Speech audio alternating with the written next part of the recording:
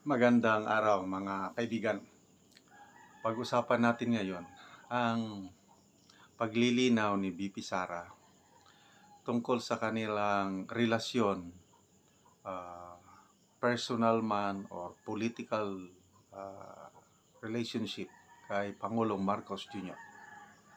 Medyo mabigat ito dahil lantaran na sinabi ng VP Sara na hindi sila magkaibigan ni PBBM Mulat Sapul.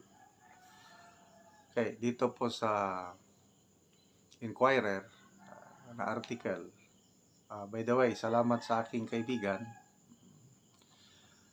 yung aking volunteer researcher, si Eudora.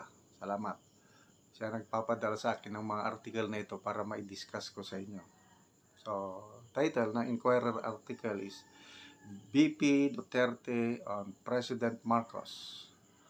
We're not talking, we're not friends. Hindi kami nag-uusap, hindi kami magkaibigan. Ako, taliwas ito sa, kailan ba naman? I think last year ba? 2 years ago.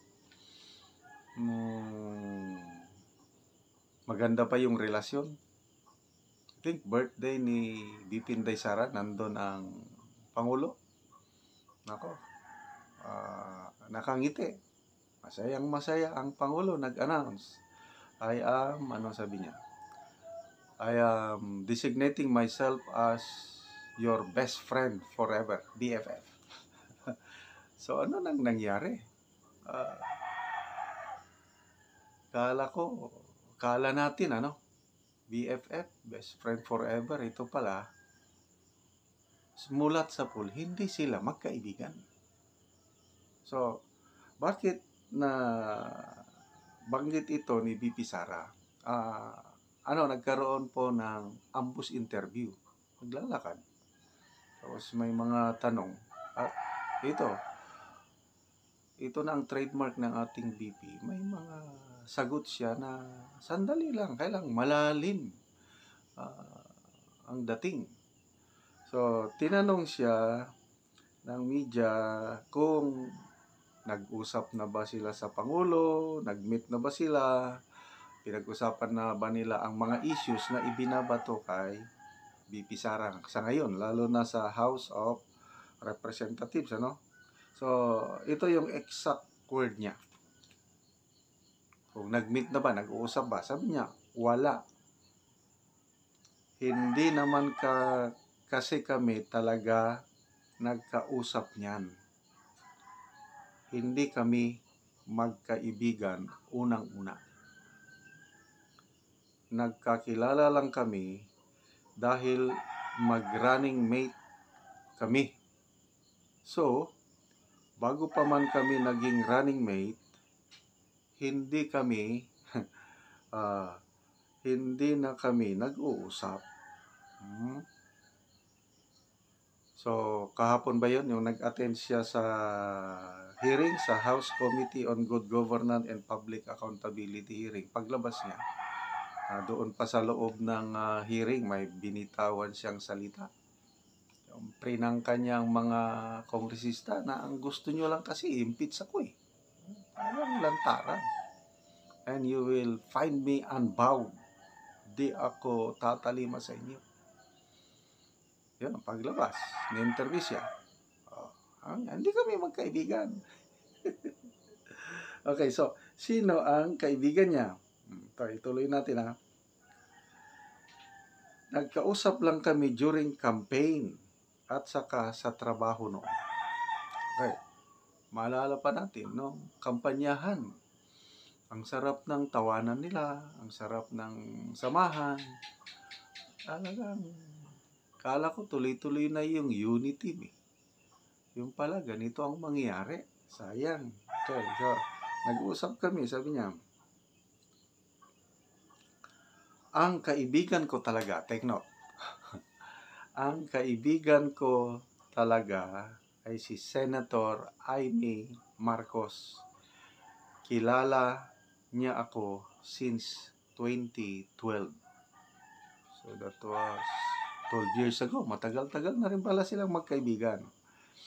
Noong nag-tender ako ng resignation, yun lang ang last na nagkausap kami ni President Marcos. So, tagal-tagal na. Kailan ba sila wala?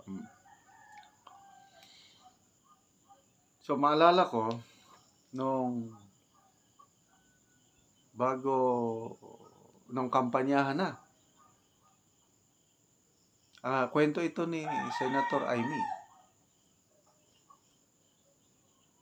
Lumapit sila kay then Mayor Inday Sara kasi sa lahat ng mga surveys noon, ang nangunguna si Mayor Inday Sara sa presidential. So, kwento ito ni Senator Amy at kinonfirm na rin ni VP Inday Sara na lumapit ang Marcos family para magpatulong, para manalo. Kasi kung hindi tutulong ang mga Duterte, wala silang Kaya nagpapatulong sila na yung mga boto ng taga Mindanao. So, ang kwento ni Senator Amy, lumapit sila kay then Mayor Inday Sara na expected na tatakbo maging for president. Ang kanilang request lang is ang magiging running mate ni Mayor Sara ay si Bongbong Marcos. Yun lang. Happy na sila doon na maging vice presidential candidate si Bongbong Marcos. And then, ito na yung kapalaran. Hindi natuloy o ayaw ni Mayor Sara na tatakbo maging presidente. Kaya ang unang pronouncement niya noon, doon na lang siya sa Davao as city mayor. Ayaw niya tatakbo. Okay, so bakit ayaw niya tatakbo? Ang gusto ni Pangulong Duterte, tatakbo siya as president. Kaya lang, merong itinalaga na magiging running mate niya. Ang gusto ni PRRD, ang running mate niya, si Bongo. Okay, so ito, nalaman ko lang na kwento ng mga kaibigan ko na malapit sa Duterte circle, no? Ayaw ni VP Inday Sara na magiging running mate si Bongo. Dahil according sa mga friends ko sa Davao na hindi daw sila close. So, ito na yung turn of events.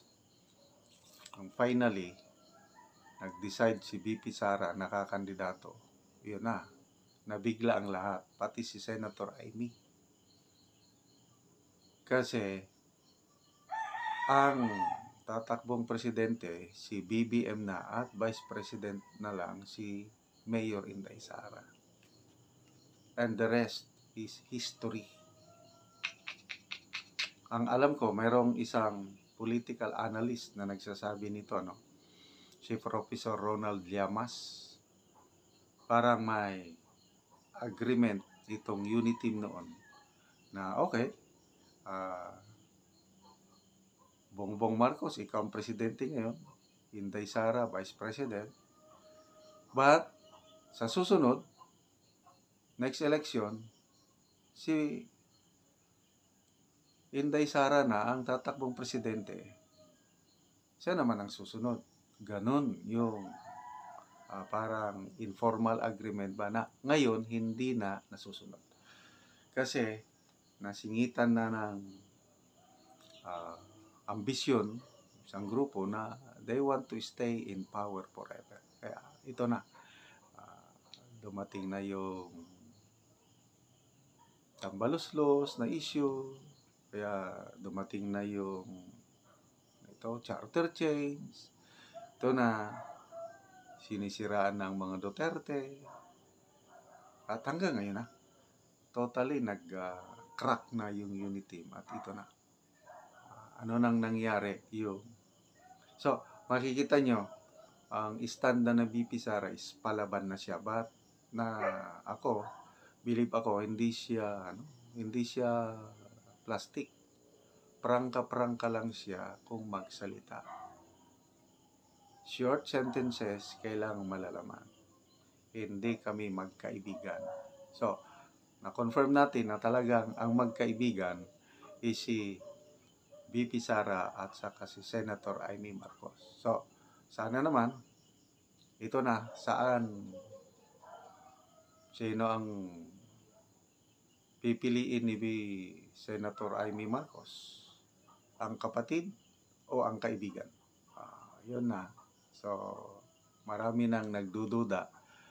Blood is thicker than water. So, good luck po sa ating BP Inday Sara, ang 32 million Filipinos na bumoto sa inyo. Solid pa rin yan. Aasahan mo pa rin ang suporta nila.